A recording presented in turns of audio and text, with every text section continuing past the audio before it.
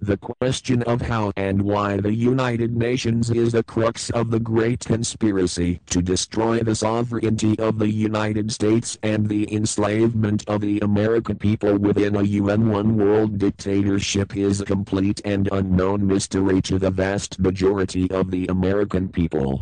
The reason for this an awareness of the frightening danger to our country and to the entire free world is simple. The masterminds behind this great conspiracy have absolute control of all of our mass communications media, especially television, the radio, the press, and Hollywood. We all know that our State Department, the Pentagon, and the White House have brazenly proclaimed that they have the right and the power to manage the news, to tell us not the truth but what they want us to believe. They have seized that power on orders from their masters of the great conspiracy, and the objective is to brainwash the people into accepting the phony peace bait to transform the United States into an enslaved unit of the United Nations one world government. First of all, bear in mind that the so-called UN police action in Korea, fought by the United States, in which 150,000 of our sons were murdered and maimed, was part of the plot, just as the undeclared by Congress war in Vietnam, in which our sons are dying, is part of the plot, just as the plot against Rhodesia and South Africa, in which our sons will be dying, is part of the UN plot. However, the vitally important thing for all Americans, all you mothers of the boys who died in Korea and are now dying in Vietnam, to know is that our so-called leaders in Washington, who we elected to safeguard our nation and our Constitution, are the betrayers, and that behind them are a comparatively small group of men whose sole objective is to enslave the whole world of humanity in their satanic plot of one world government. Now, in order to give you a very clear picture of this satanic plot, I will go back to its beginning, clear back in the middle of the 18th century, and name the men who put that plot into action, and then bring you down to the present, today's status of that plot. Now, as a matter of further intelligence, a term used by the FBI, let me clarify the meaning of the expression "he is a liberal." The enemy, meaning the one world conspirators, have seized upon that word liberal, as a cover-up for their activities. It sounds so innocent and so humanitarian to be liberal. Well, make sure that the person who calls himself a liberal or is described as a liberal is not, in truth, a red. Now then, this satanic plot was launched back in the 1760s when it first came into existence under the name Illuminati. This Illuminati was organized by one Adam Weishaupt, born a Jew, who was converted to Catholicism and became a Catholic priest, and then, at the behest of the then newly organized House of Rothschild, defected and organized the Illuminati. Naturally, the Rothschilds financed the operation, and every war, since then, beginning with the French Revolution, has been promoted by the Illuminati, operating under various names and guises.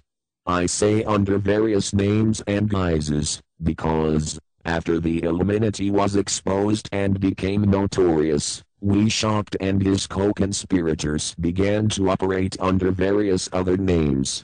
In the United States, immediately after World War I, they set up what they call the Council on Foreign Relations, commonly referred to as the CFR, and this CFR is actually the Illuminati in the United States and its hierarchy. The masterminds in control of the original Illuminati conspirators were foreigners, but to conceal that fact, most of them changed their original family names to American-sounding names. For example, the true name of the Dillons, Clarence and Douglas Dillon, one Secretary of the U.S. Treasury Department, is Lapinski. I'll come back to all this later. There is a similar establishment of the Illuminati in England operating under the name of the British Institute of International Affairs. the Royal Institute of International Affairs, actually. There are similar secret Illuminati organizations in France, Germany, and other nations operating under different names, and all these organizations, including the CFR, continuously set up numerous subsidiary or front organizations that are infiltrated into every phase of the various nations' affairs. But at all times, the operations of these organizations were and are masterminded and controlled by the internationalist bankers. They in turn were and are controlled by the Rothschilds. One of the prime agents in this control is through the International Bar Association and its splinter groups such as the American Bar Association. It is important to note that there are bar associations in nearly every nation worldwide now, pushing the United Nations. One branch of the Rothschild family had financed Napoleon, another branch of the Rothschilds financed Britain, Germany, and the other nations in the Napoleonic Wars.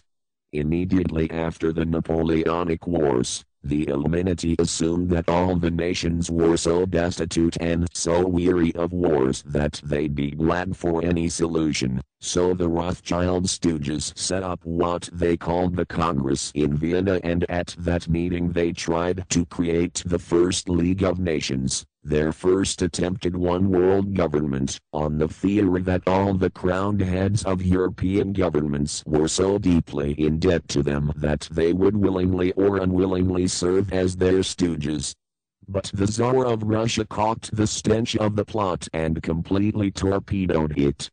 The enraged Nathan Rothschild, then the head of the dynasty, vowed that someday he or his descendants would destroy the Tsar and his entire family. And his descendants did accomplish that very threat in 1917.